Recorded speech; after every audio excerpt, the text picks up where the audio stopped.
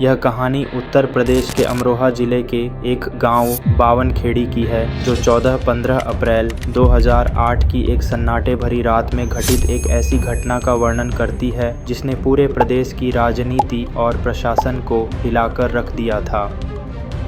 रात लगभग 2 बजे गांव वालों को शौकत अली के आलीशान मकान से एक लड़की की चीखें सुनाई देती हैं। शौकत अली गांव के एक सम्मानित और संपन्न व्यक्ति थे, जो एक कॉलेज में लेक्चरर थे। चीखें सुनकर लोग उनके घर की ओर दौड़े। अंदर पहुंचने पर उन्होंने पाया कि शौकत अली की बेटी शबनम बुरी तरह से सदमे में थी और ज़ोर ज़ोर से चिल्ला रही थी। उसने अपने पिता के कमरे की ओर इशारा किया। वहां का नज़ारा डरावना था। शौकत अली अपने बिस्तर पर खून से लथपथ पड़े हुए थे। पूरे घर का निरीक्षण करने पर पता चला कि घर में मौजूद 8 लोगों में से 7 की निर्मम हत्या कर दी गई थी। मृतकों में शबनम के माता पिता शौकत अली और हाशमी, उसके दोनों भाई अनीश और राशिद, उसकी भाभी अंजुम, उसकी मौसी की बेटी राबिया और महज 10 महीने का उसका भतीजा अर्श शामिल थे। पूरा परिवार एक ही रात में खत्म हो गया था। प्रारंभिक जांच और शबनम का बयान। पुलिस ने घटनास्थल का मुआयना किया। शबनम ने पुलिस को बताया कि वह छत पर सो रही थी जब उसे कुछ खटपट की आवाज़ सुनाई दी। नीचे आने पर उसने कुछ लोगों को कुल्हाड़ी लिए भागते हुए देखा। उसने दावा किया कि वे डकैत थे जो लूटपाट करने आए थे। इस बयान के आधार पर यह खबर फैल गई कि डकैतों ने यह हमला किया है। यह खबर इतनी बड़ी थी कि तत्कालीन मुख्यमंत्री मायावती तक पहुंची, जिन्होंने तुरंत शबनम के लिए 5 लाख रुपए के मुआवजे की घोषणा कर दी और मामले की गहन जांच का आदेश दिया। हालांकि जांच अधिकारी इंस्पेक्टर आर.पी. गुप्ता को शबनम के बयान में कई विसंगतियां नजर आईं। पोस्टमार्टम रिपोर्ट में खुलासा हुआ कि सभी पीड़ितों के शरीर में बेहोशी के दवाई के अवशेष मिले, जिससे पता चला कि हत्या से पहले उन सभी को बेहोश किया गया था। इससे डकैती के सिद्धांत पर सवाल उठे। फोरेंसिक जांच में यह भी पता चला कि छत तक पहुंचना बाहर से असंभव था, जिससे शबनम का छत पर सोने का दावा भी संदिग्ध लगने लगा। सबसे बड़ा सुराग तब मिला जब शबनम के फ़ोन के कॉल रिकॉर्ड चेक किए गए। पता चला कि घटना की रात उसने एक विशेष नंबर पर 52 बार कॉल किया था। वह नंबर सलीम नाम के एक व्यक्ति का था।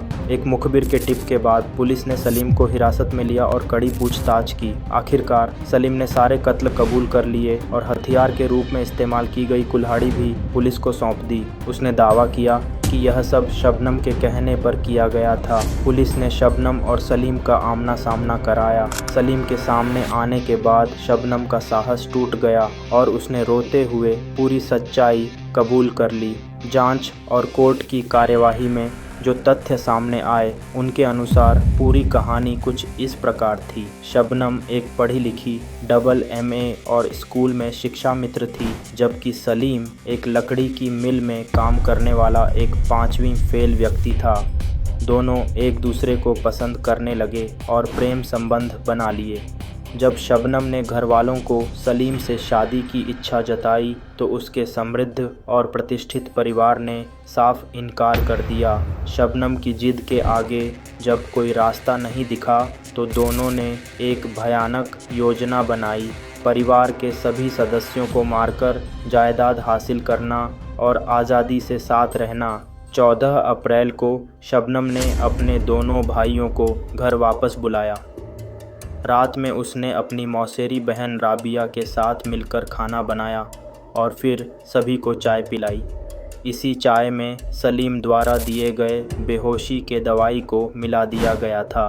दवाई का असर होने पर सभी बेहोश होकर अपने अपने बिस्तर पर गिर पड़े।